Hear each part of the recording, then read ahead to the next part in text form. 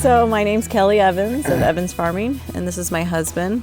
Tim Taylor. I've been farming for about 8 years. Yeah, I've been farming for about 13, 14 years. My brother also farms, and we farm with my dad.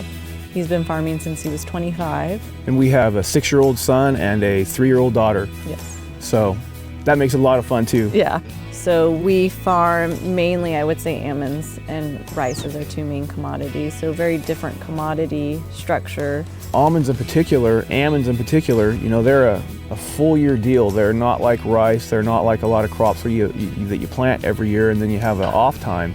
With the rice, it's just a different market. We also manage it by being diverse to balance it out. So a couple of years ago, we had the crash of the rice market.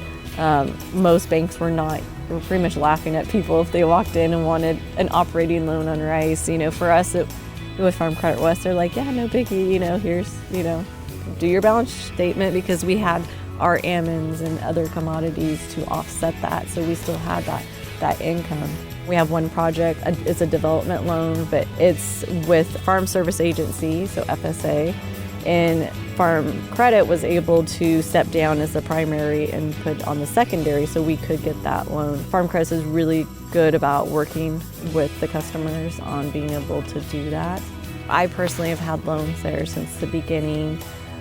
We have always been really pleased with it versus dealing with like Robobank or Wells Fargo. They don't have that knowledge of understanding what goes on in farming and the difficulties and how things like, well, we're not going to have, especially in rice, you get one lump sum of money and it might be 2 years until you get paid. Mm-hmm.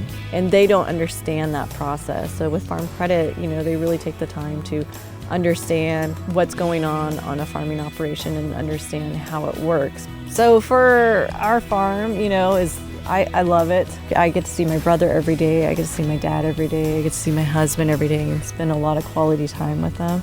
I just hope that we keep that closeness, you know, as we get older and our families grow. But it's a great lifestyle, you know, to be able to raise your kids in also. So, you know, an expectation for the future would just be able to continue to at least raise my children out here and do that kind of thing and be able to see where their food comes from and play outside and get muddy and dirty instead of staring at their phones all the time. Yeah.